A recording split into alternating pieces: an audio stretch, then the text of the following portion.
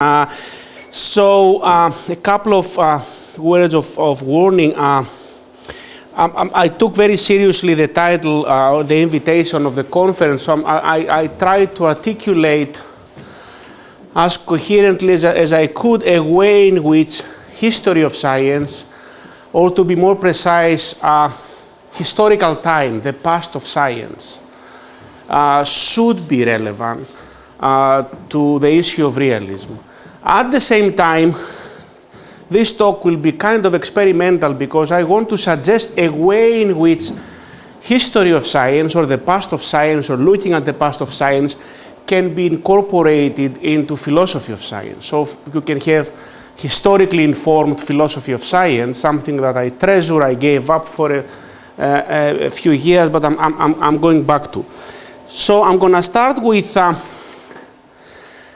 this is actually, Realism and Scientific Epistemology is a manuscript by Richard Boyd, which he wrote back in 1971. It was never published. I'm very happy to have a copy of it. He doesn't have one. Most of his work later on is based on this manuscript, which was widely circulated back then. And he makes the observation that scientific realism is a historical thesis about the operation of scientific methodology and the relation between scientific theories and the world. So he doesn't quite elaborate on this. What he clearly means that realism is not a thesis about or only about current science. It's also a realism about the historical record of science. And although the debate did not quite take a historical turn, it was Laudan who actually published this famous paper, and then John Worrall looking at Poincaré.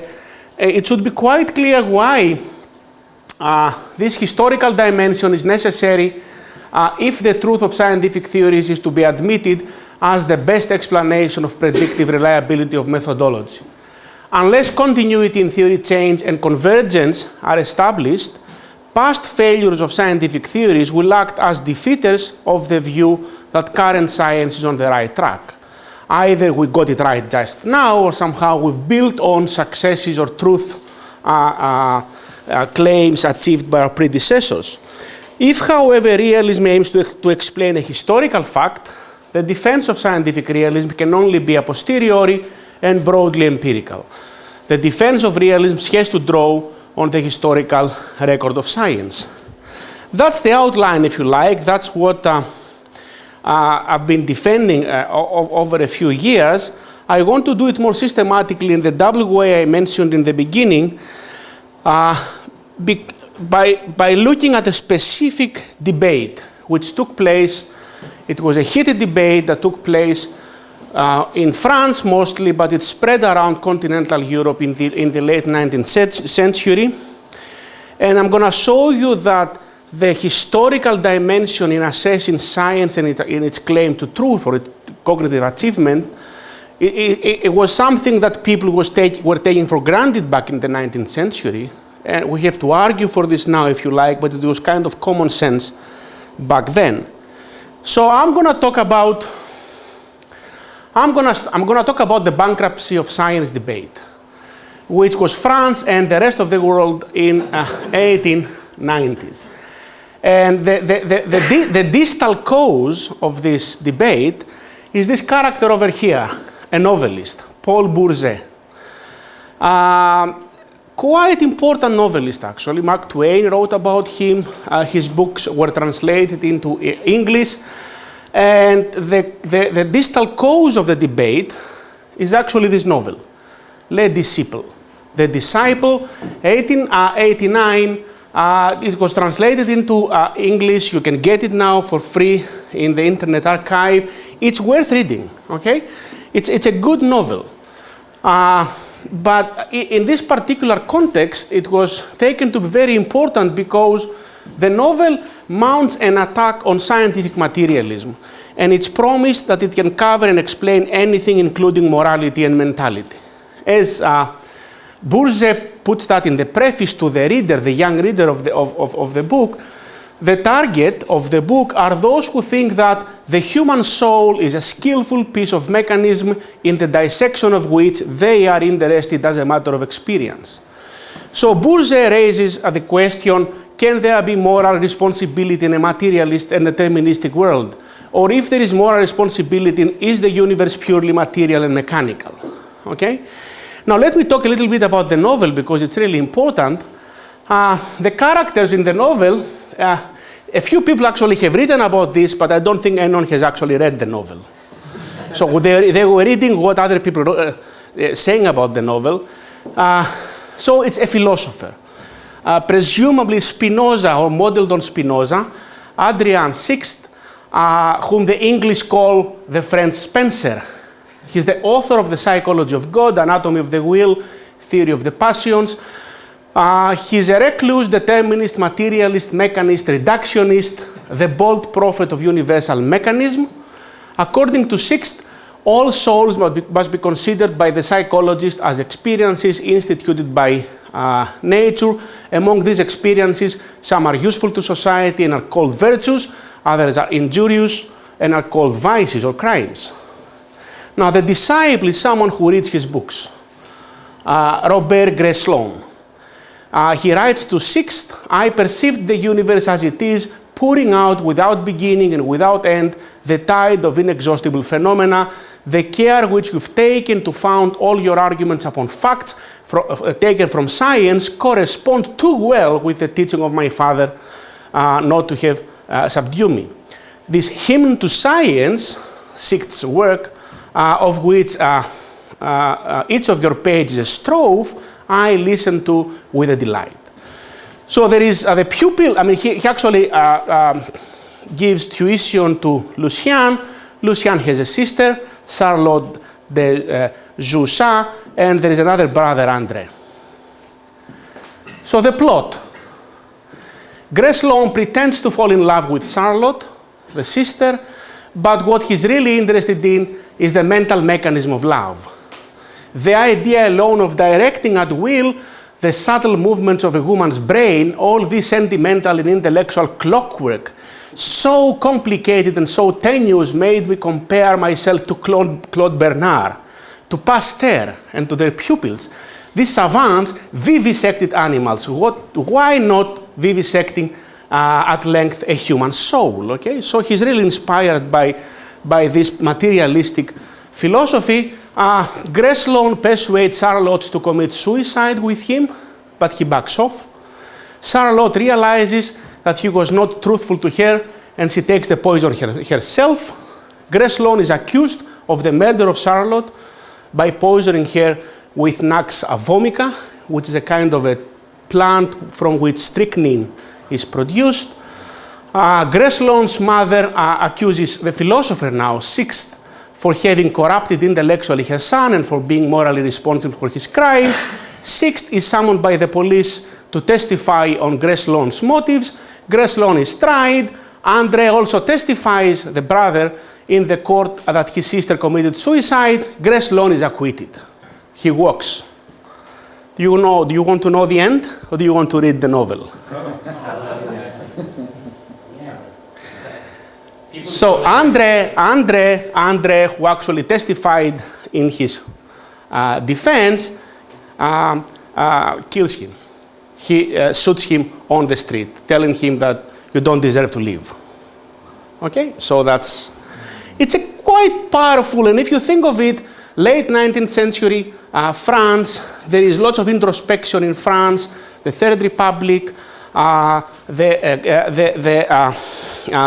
some resistance to the scientific mentality of the Third Republic, the secularism of the Third Republic, lots of anger about the defeat by the Prussians. And there is this guy, which is actually now the proximal cause of the whole debate, Ferdinand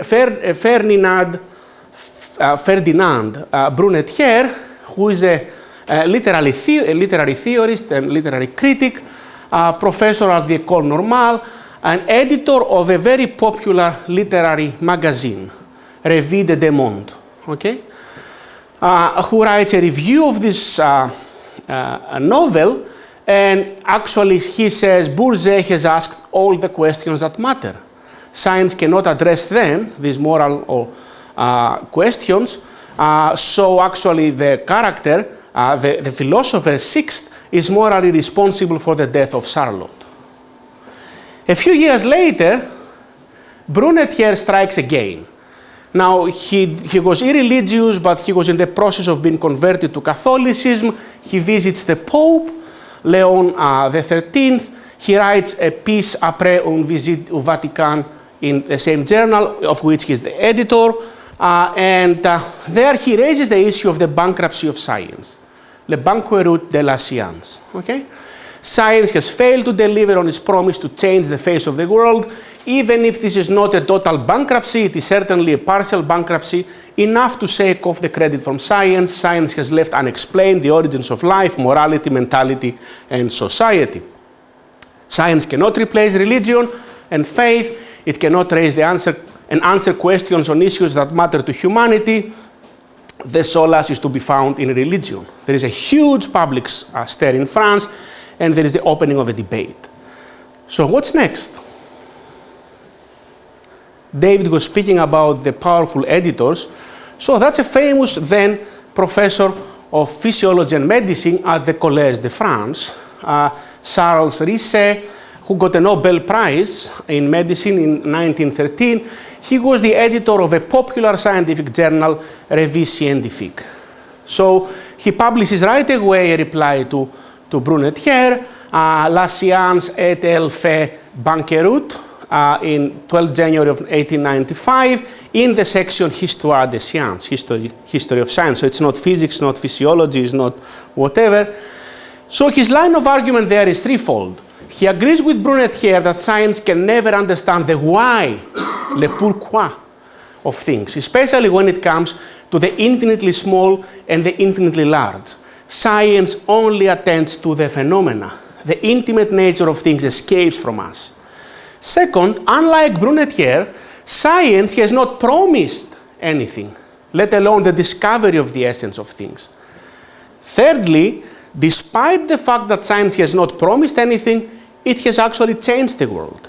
And then he lists a series of important technological, industrial, and scientific achievements, the printing, microscope, railways, electric battery, composition of the air, nature of fermentation. Actually, Risset concludes that science is far from being bankrupt. Arguably, I think he defends science by lowering the epistemic bar. That is, by making the aim of science such that it is achievable. So it's immune to the criticism of Brunetière's. But Risset has an important twist to add, which is actually what Derek was talking about this morning, I think. I think he attempts to formulate what we might call an optimistic induction based on the then recent history. So to those who claim, to Derek, that science has failed in the past, his reply is that history shows that it is unreasonable to claim for any scientific question that we will always fail to answer it. Here is exactly where history has a bite, because now it warns off epistemic pessimism. And then he goes over a few remarkable cases. The most significant of this is this that actually David spoke about, Jean-Baptiste Dumas and Jean-Louis Prévost, who actually wrote, I saw that with my own eyes, in 1823, the pointlessness of our attempts to isolate the coloring of dinosaurs, of matter, of the blood, gives us almost the certainty that one will never be able to find it. Derek Turner. 40 years later, this colored matter, hemoglobin, had been isolated, analyzed, and studied. And Risset actually presents a few other cases, which I didn't have the time to examine myself. At the same period, there is a big banquet by the Union of the Republican Youth, okay? The Republican Youth in the Third Republic, okay? Offered a banquet in honor of Marcellin Berthelot, and it was attended by all the Parisian elite, okay? Literary, scientific, cultural. Zola, Bergson was there. Berthelot gave an address titled Science et Morale. The event was so important that next week or a few days later, Nature reported on this. Okay? in honor of Monsieur Berthelot, and as a demonstration of the power and progress of science in France, a banquet was held in Paris a few days ago. Upon the invitation cards were printed the words Hommage à la science, source la affranchissement de la pensée, the emancipation, source of the emancipation of thought. And actually, that's what Berthelot said. Okay, science is a source of the emancipation of thought. Science emancipates thought in three ways: by the material means of action that it furnishes, by the horizons it opens up, and by the certainty of its methods, which is constantly verifiable. And actually, he thought he was defending the tradition of the encyclopedias of enlightenment by doing this. 2 years later, he actually put lots of public papers together and addresses, and there is a book you can download, again called Science et Morale. He then alleged, actually, Berthelot was kind of noble enough not to mention the bankruptcy of science or Brunetière, okay? He spoke about the issue in the abstract. But he came back and he talked about the idea that bankruptcy is an illusion of the non-scientific mind. Unlike Risse, the other scientist, Berthelot argued that science has kept its promises, and it actually has transformed the material and moral conditions of people. Still, like Brunetière and Risse, he also argued that science has not pretended to have penetrated to the essence of things. Under the words essence, the nature of things, we hide the idols of our own imagination. Okay? So science has the study of facts as its starting point, and it aims to establish general relations on their basis, the laws that David was talking about. If science does not aim for more, we cannot claim that it is bankrupt. We cannot accuse it for affirmations it did not make or hopes it has not aroused. He actually insisted that the scientific method was the only method to achieve knowledge, and its reign was covering all sciences and cognitive activities.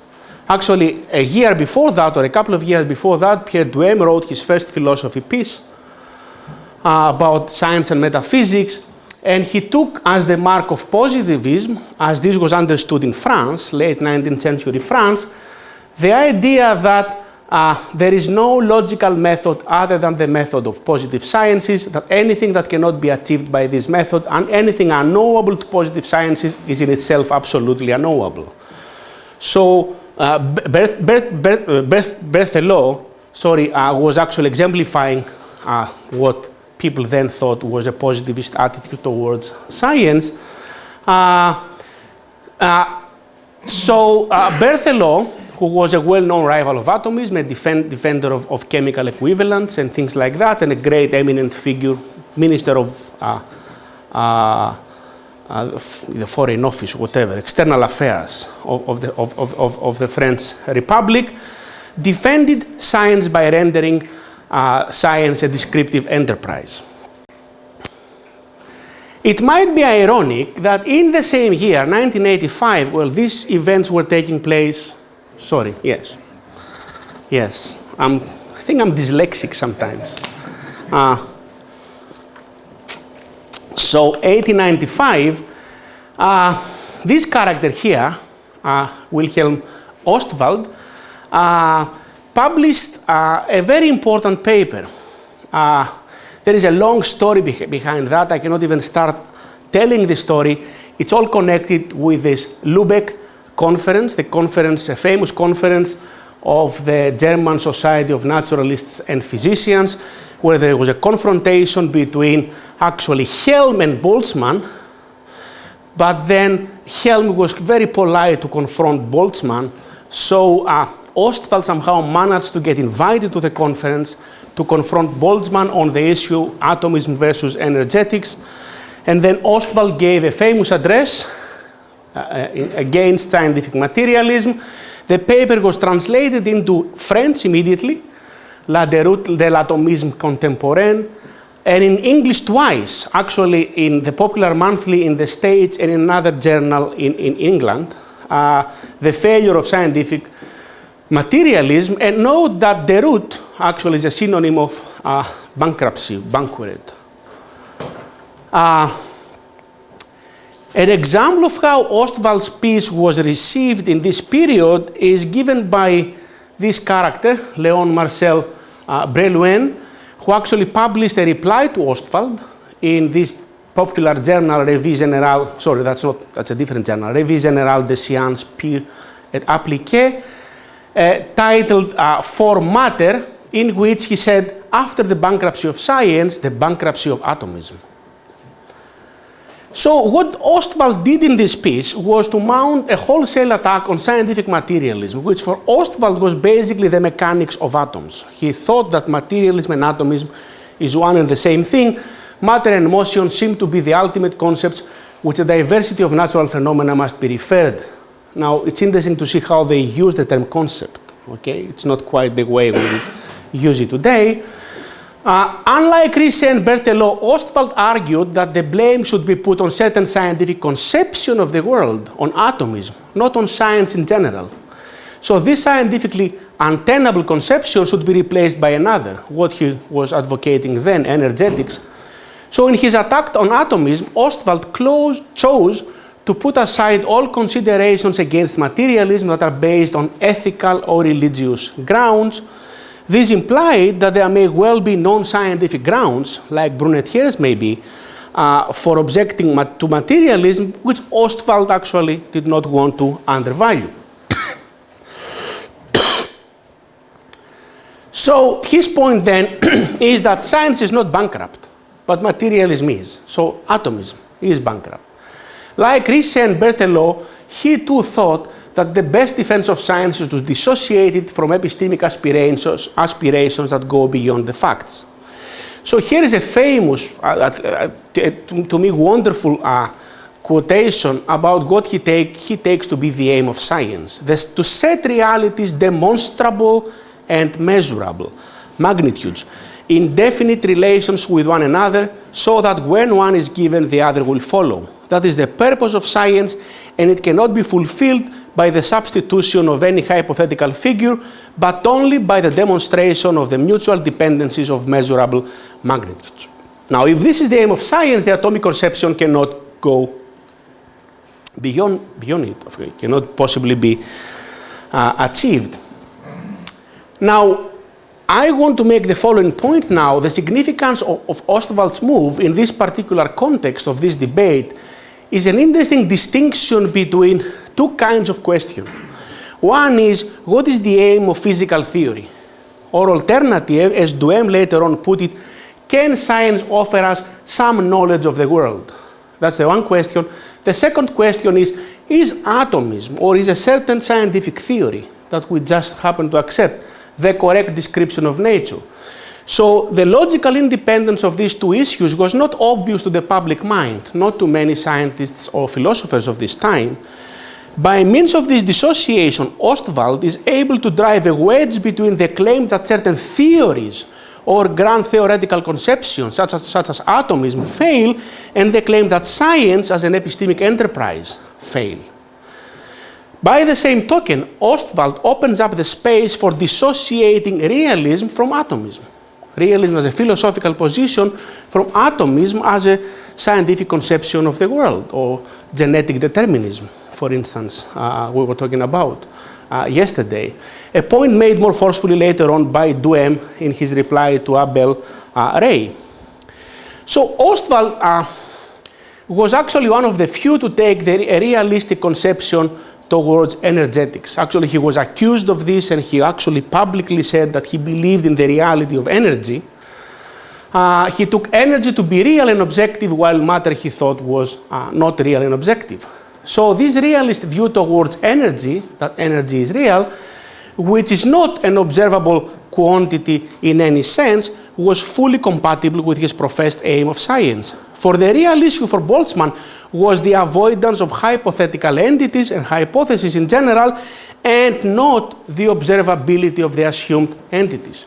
Observability was not an issue. Observability became an issue 20 years ago, 30, 40, but it was never, it seems to me, a really serious issue about the acceptance of a certain entity or not. And I'll say a bit more about that in a couple of minutes. I dare say that though he was not wrong, He was wrong in taking that energy was not a hypothetical entity on a par with atoms. He was right in highlighting the role of determinate and measurable quantities in science. Actually, as David said in the previous talk, Ostwald did change his mind about atoms. And that's a story I know quite well because I've worked a lot on Perrin in the last couple of years. And he changed his mind after Perrin's work on the Brownian movement. Atoms are real now, he said, and he revised his physical chemistry textbooks.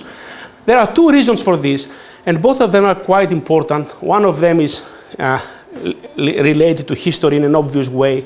We'll see in a minute. So the first actually is captured in the quotation above. He insisted on the requirement of demonstrable and measurable magnitudes in definite relations to one another. So it's not just that you explain, you somehow need to say what you do with these entities, how you measure or you specify the diameter of the atom, okay? Or how many there are, or whatever. Once this requirement was fulfilled by the atomic conception of matter after Perrin's famous theory of the Brownian motion, and Ostwald had no reason to insist on the failure of atomism. Now, the other reason that he puts forward is that science searches for invariances in the phenomena. As he put it, delineating the real cases from possible takes the form of the ascertaining of an invariant as something which remains unalterable. Okay? So measurable and definite magnitudes and invariance. These are two conditions which when they are satisfied, there is no objection in accepting the reality of an entity, okay? Admitting it in your ontology as something real. So invariance can be seen as the locus of objectivity. History is now significant. The historical development of scientific views is always associated with the discovery and elaboration of such invariants. I'm not saying that he's right or wrong. He might be wrong. All I'm saying is that he makes a point and he tries to justify it by looking at what has happened in the history of science. So Ostwald again might be taken to lower the sides of science so that atomism does not pass muster. Hence, the failure of atomism is not the failure of science. And yet, by insisting on the foregoing requirements, demonstrable and measurable magnitudes and invariant quantities, he does make room for atomism to pass muster when these conditions actually are meant.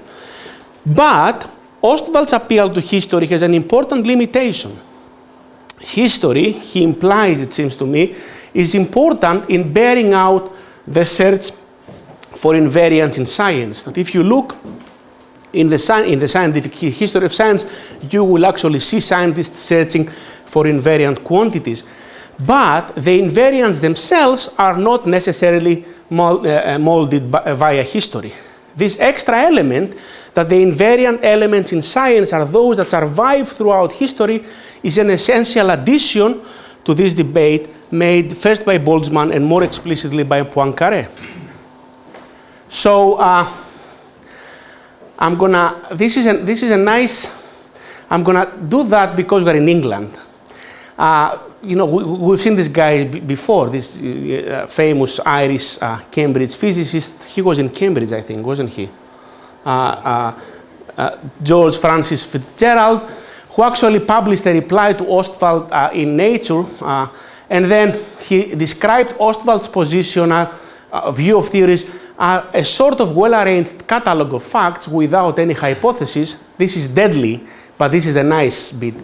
It's worthy of a German who plods by habit and instinct, but unworthy of a Briton, who wants emotion, something to raise enthusiasm, something with a human interest. The British scientist is not content with dry catalogues. He must have a theory of gravitation, a hypothesis of natural selection. Okay? So, anyway, he attacks, and then Brillouin also does the same. I'm going to skip that because probably I'm going to run out of time. Now, one explicit reason to lower the sides of science, to say that science aims for less actually than what we might think, to put a limit on what can be known by means of science, is that science has had a poor track record It's gone through so many radical revolutions, so many dramatic theory changes, that there is reason to believe that what is currently accepted will be overturned in the near future. Now, Ostwald did employ this historical reason against materialism by arguing that all attempts to offer a mechanical account of optical phenomena have actually failed. We'll see in a minute how this was received by the French scientific community, because the French scientific community had done a hell of a lot of work on which a lot of ink has been spilled by the structural realist literature, you know, Fresnel, etc., etc. But this historical reason, the failure, the past, the poor track record, actually appears to have been a motivation for a certain kind of resistance to atomism, which was issued by those who Boltzmann called mathematical phenomenologists. These were scientists, notably the early Planck, who thought it enough to build their theories on mathematical equations and to jettison the atomic conception of matter after it has led to the generation of these equations. So you use all the atomic conception, you arrive at the equations, and then you put it in the litter bin. Now, this is the first occurrence of the pessimistic induction in the recent literature, long before Laudan. According to Boltzmann, the phenomenologists relied on a historical principle, according to which frequently opinions which are held in the highest esteem have been supplanted within a very short space of time by totally different theories. So now they exhorted the theoretical physicists to consign to the flames the idols that but a moment previously they had worshipped. So it's a kind of the pessimistic induction in its pure form. Against this historical principle, Boltzmann argued that despite the presence of revolutions, his word actually, in science, there is enough continuity in theory change to warrant the claim that some achievements may possibly remain the possession of science for all time. So Boltzmann points to invariance through theory change, which he now thinks is the locus of objectivity. History then is essentially involved in ascertaining the invariable elements that remain the possession of science of all time. Unless you look through history or you wait for the future, you cannot actually tell which bits of science will be the possession of science for all time. I mean, clearly not for all time, but long enough, if you like, to trust them, actually, to believe in them, to accept them. So if this historical principle Boltzmann says is correct at all, it cuts also against the equations of the energeticists and the phenomenologists. So it's a double-edged sword. For unless these equations remain invariant through theory change, there should be no warrant for taking them to be accurate descriptions of worldly relations. So, T-Kek, you two guys have to show that your equations will remain the possession of science for all time. So for Boltzmann, only time will show which elements remain invariant. Okay? And at the same time, there is another interesting debate across the border in France, in which now the role of historical time becomes important in the appraisal of scientific achievements. And there is a debate between this character here, Edouard Leroy, who became a professor at the Collège de France. He succeeded Bergson's, kind of protege. He thought that because Poincaré was committed to the view that all science is conventional, and he found this view agreeable. Poincaré wrote a lengthy reply, which became part of the book Science and the Value of Science. You can get it again for free in the internet. Now, here is a kind of an a priori argument that Poincaré develops for objectivity. Whatever is objective must be common to many subjects. Hence, whatever is objective must be transmissible from one subject to another. If something is transmissible, then it's communicable and intelligible. Sensations and qualities, whatever is purely qualitative, is not communicable. Therefore, sensations and qualities are not objective. Where does the objectivity lie? It lies in relations. Why? Everything is such that it has qualities and relations. There's no middle thing. So qualities are not objective. If objectivity is to be had at all, it's got to lie in relations. Now, even if we accepted that only relations are objective, it does not follow that all relations are objective.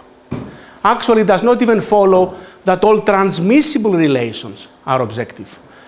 Poincaré was well aware of this, okay? We rediscovered the wheel when we wrote against structural realism, all these views. He wants to separate objectivity from dreams as well as from romance, fiction.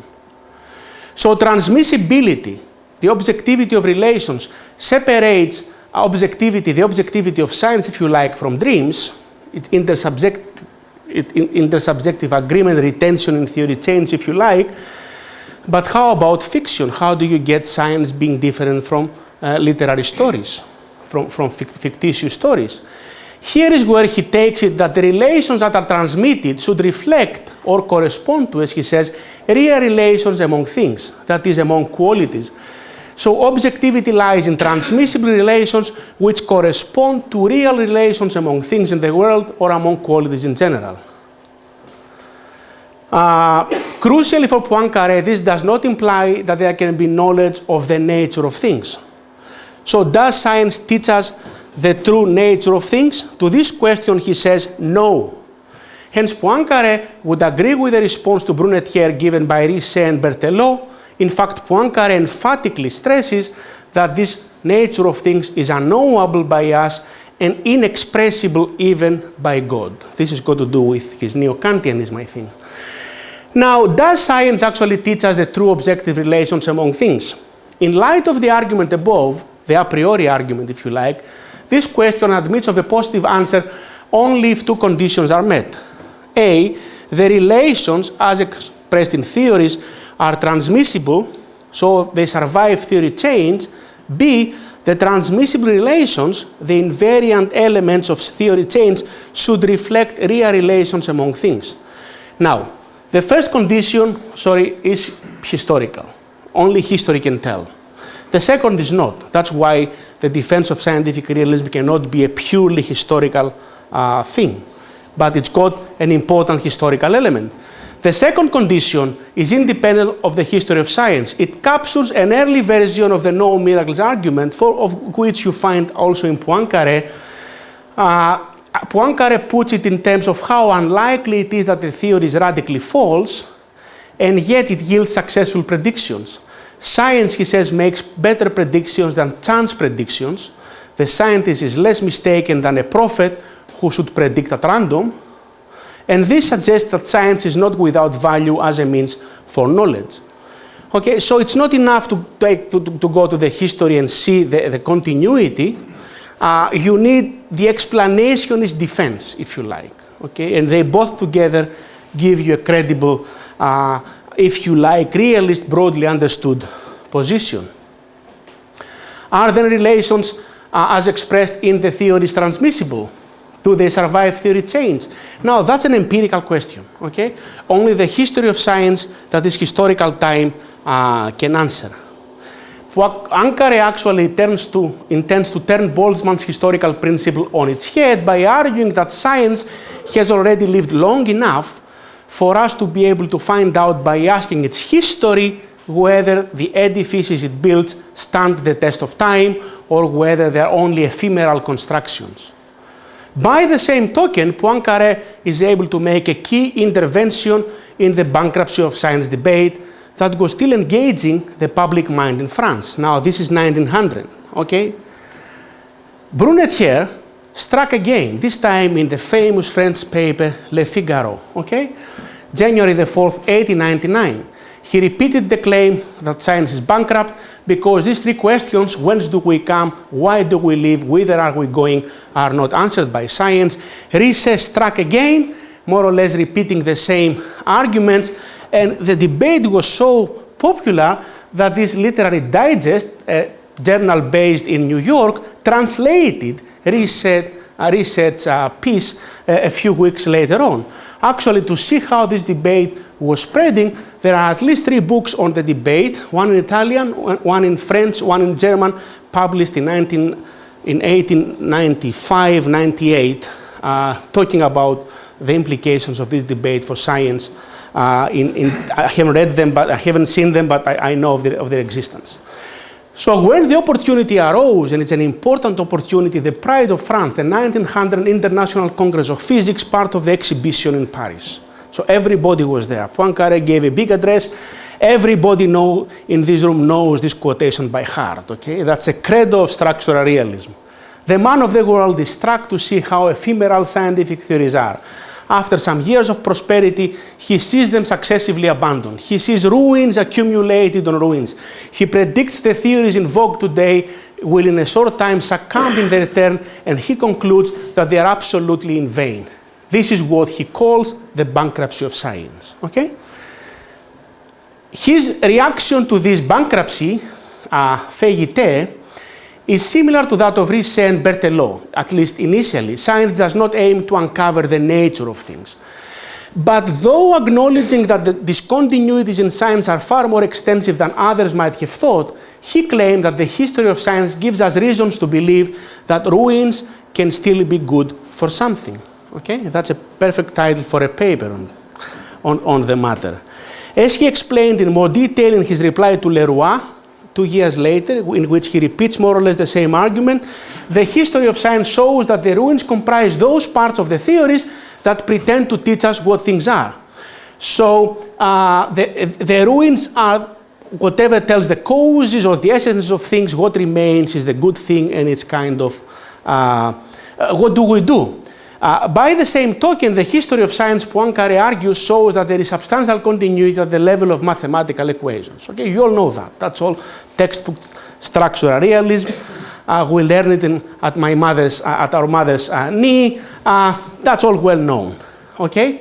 What bears repeating is that Poincaré took it that mathematical equations express theoretical relations among things, hence the continuity at the mathematical level captures a necessary condition for relations being objective. Mathematical equations are synchronically and diachronically invariant, and this is brought out by the history of science.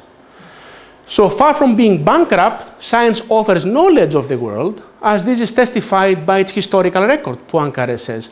The history of science is an essential component in the defense of an epistemically optimistic view of science. The history of science, I insist, and Poincaré would definitely agree, is just one indispensable component. That which provides evidence for continuity in theory change, or no evidence. I mean, that's an empirical issue. For Poincaré, as for most current realists, the other indispensable component for the defense of an epistemically optimistic view is that there are reasons to believe that the success of scientific theories is best accounted for by the claim that the successful theories have somehow latched onto the famous word, the famous expression, John Worrall's expression, okay? To the world. Only then is the historical record in the service of realism. So you need the extra bit, okay? The more conceptual, if you like, or the more a priori.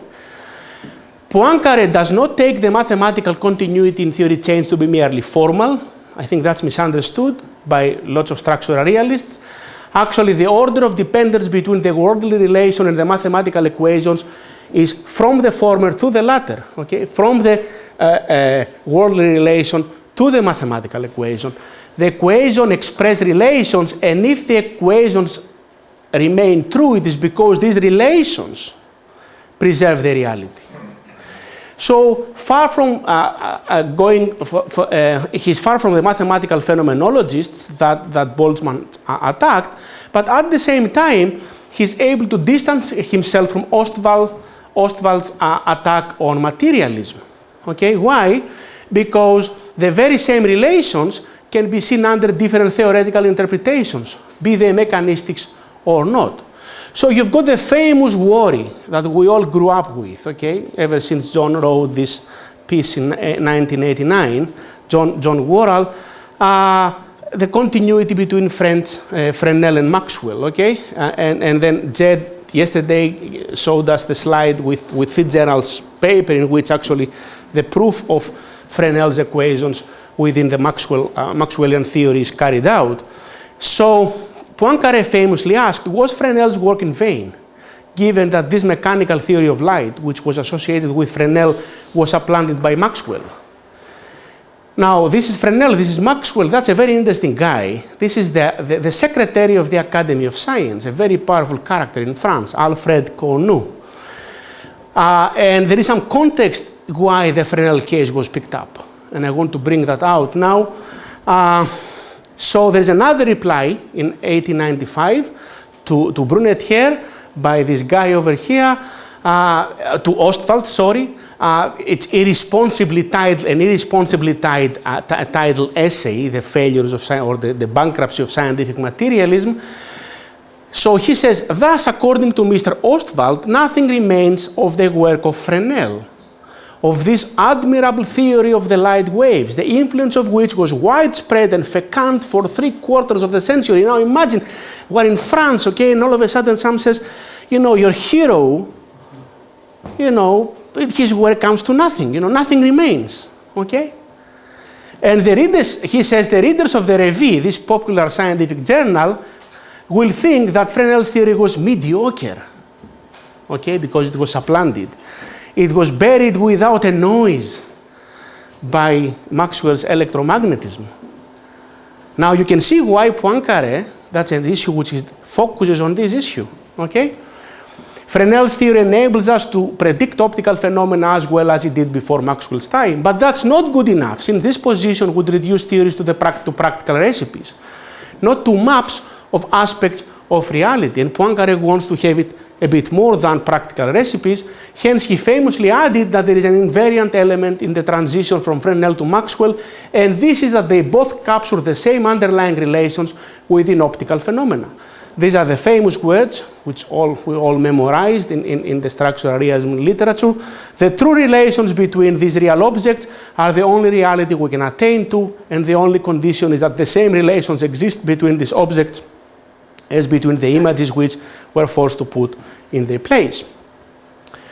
By the way, by this kind of argument, Poincaré, as I said, intends, among other things, to show to Ostwald that his attack on materialism is misguided. Not because Poincaré took it that materialism is true, but because he thought that an attack on the basis of Ostwald's arguments fails to do justice to the fact that theories have a certain cognitive value and that science has led to knowledge of aspects of reality even if it is unable to uncover the essence of things. Okay? So Ostwald overdid it by neglecting the continuity there is in theory change, and the fact that this continuity somehow explains why relations knowledge of relations can be achieved. Does Poincaré vindicate structural realism? Not really. Poincaré's argument, as he himself argues, is an empirical one. It invites us to look at the history of science for elements of invariance in theory change, for elements that had stood the test of time. What therefore matters is the invariance and not the structure. It might happen that structure is invariant, but it might not. It might happen that some other elements, non-structural elements, are invariant. So if structure and only structure remains invariant, then structural realism, at least in the modern sense, wins. If more than structure and not all structure remain invariant, then structural realism seems to lose as a philosophical position. And I think there are good reasons to think that structural realism loses.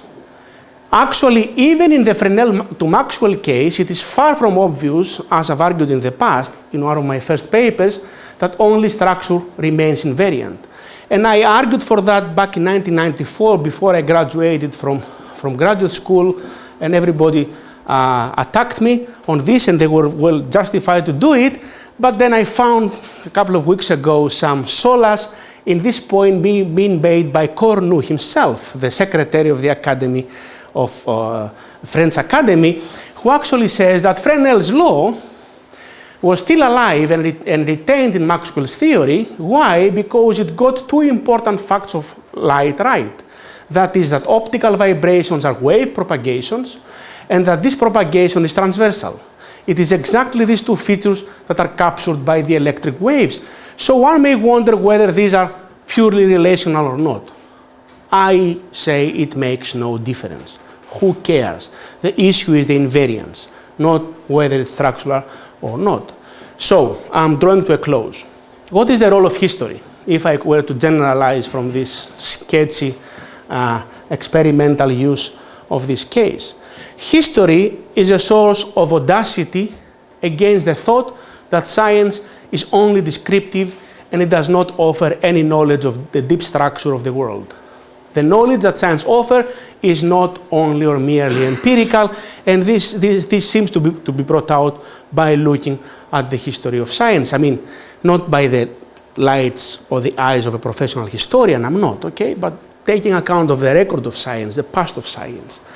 But also, and that's significant, it's a source of humility against the thought that science has achieved the whole truth and nothing but the truth, or even the truth, simpliciter, okay? Or the exact truth. That science has invariably succeeded in offering knowledge of the deep structure of the world. Now, one of my heroes, another famous French guy, wrote back in 1906, the history of science alone can keep the physicists from mad ambitions of dogmatism as well as the despair of Pyrrhonian skepticism. Okay? These are the two extremes. Okay? Science is, kind of the master key that, solves all problems and all mysteries and offers knowledge, and it's a royal road and nothing like that. And on the other hand, it's science cannot answer questions other than empirical ones. Okay? So history is an important guide or epistemic attitude towards science, and scientific knowledge in particular.